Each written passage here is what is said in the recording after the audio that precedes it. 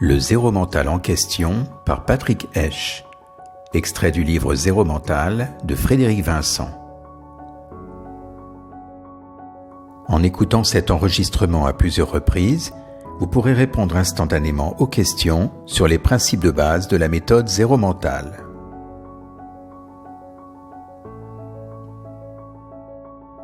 La méthode Zéro mental repose sur 3 grands piliers d'évolution. Quels sont ces 3 piliers ?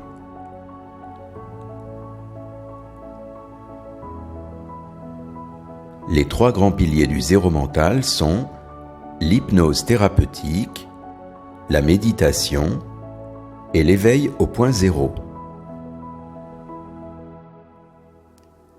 Quel est le plus grand hypnotiseur de tous les temps ?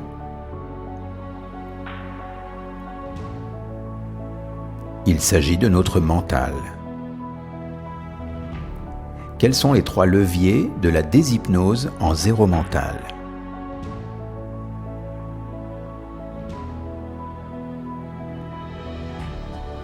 Les 3 leviers sont le mental switch, le mental off et le point zéro. À quoi correspond le mental switch ?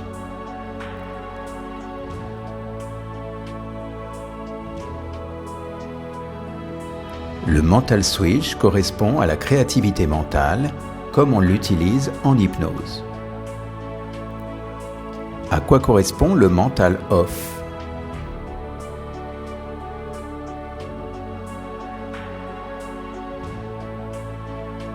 Il correspond au silence mental, comme recherché en méditation de pleine conscience.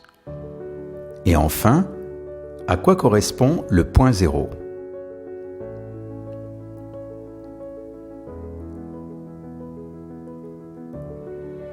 Le point zéro permet une dissolution de nos croyances les plus profondes à tout ce que l'on croit être le réel. Il s'agit en quelque sorte d'une reconnexion à la présence. Que cherchons-nous à travers notre recherche mentale ?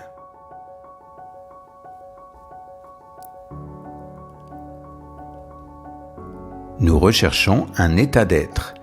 Autrement dit, nous cherchons à obtenir pour être, alors que nous sommes déjà ce que nous cherchons.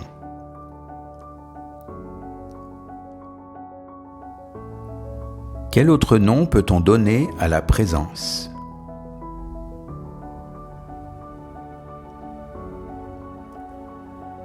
Nous pouvons parler d'état témoin ou d'état source de la conscience. Le mental peut-il exister sans la présence ? Non, le mental ne peut pas exister sans la présence.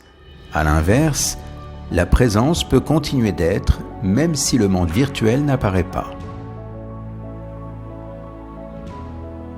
À quoi mène l'oubli de la présence ?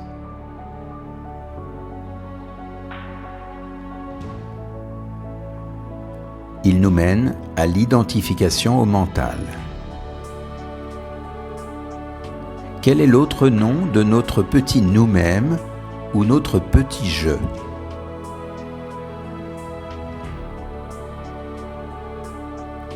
Nous l'appelons l'ego. Si le mental disparaît, existe-t-on encore ?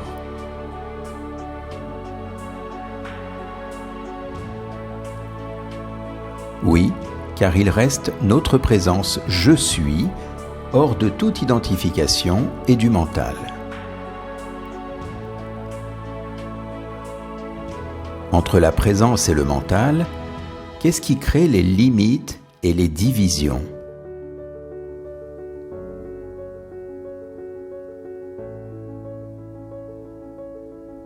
C'est le mental.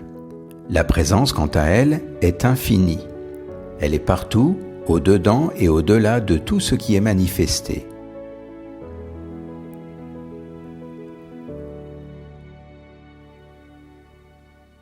Une pensée peut-elle contenir la totalité de l'instant présent ?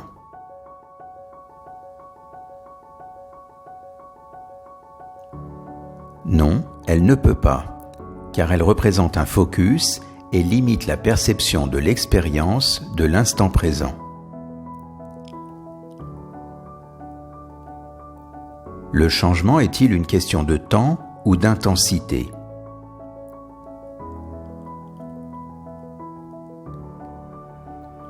Le changement est une question d'intensité. Il est plus facile pour le cerveau de changer vite que lentement. Qu'est-ce qui a créé le monde dans lequel nous vivons ?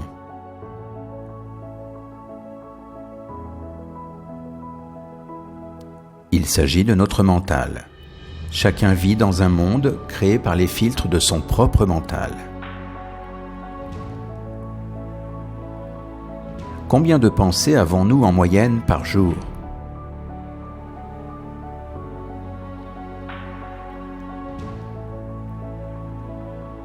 Selon les neurosciences, nous avons en moyenne 60 000 pensées par jour. Le mental navigue entre deux forces opposées, indissociables l'une de l'autre. Nous parlons de danse du mental. Quelles sont ces deux forces opposées ?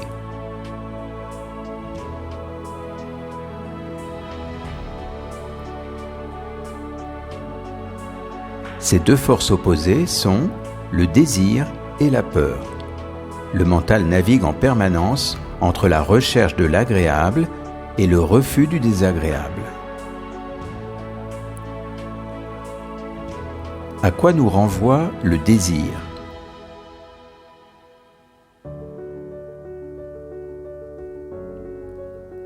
Il nous renvoie au souvenir ou à l'anticipation du plaisir. À quoi nous renvoie la peur ?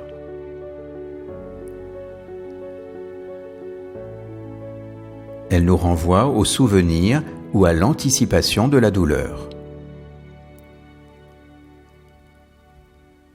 Pour augmenter les chances de changer rapidement et efficacement, mieux vaut-il être dans la lutte et le combat, ou plutôt dans le plaisir et le non-agir ?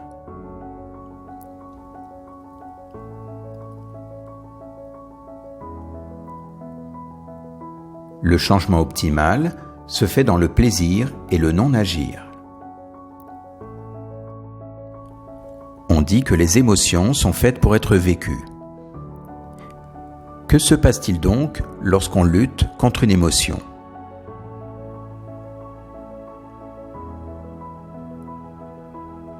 Lorsque nous luttons contre une émotion, nous la renforçons.